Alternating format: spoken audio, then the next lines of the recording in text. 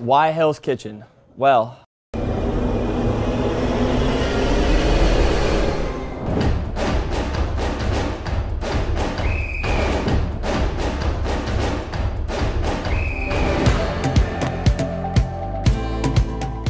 we're celebrating the investment that we made. It was about 33 years ago.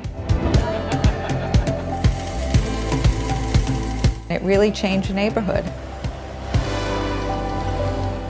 You know, this is our neighborhood. We're Hell's Kitchen residents. I live here. I have my businesses here. I'm actually a resident of Silver Towers. And the neighborhood has grown tremendously. And there are a lot of wonderful things about this neighborhood.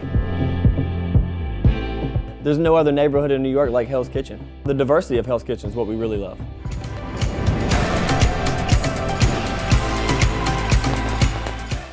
It's just a very open, eclectic, fun, energetic place that has a little bit of everything here.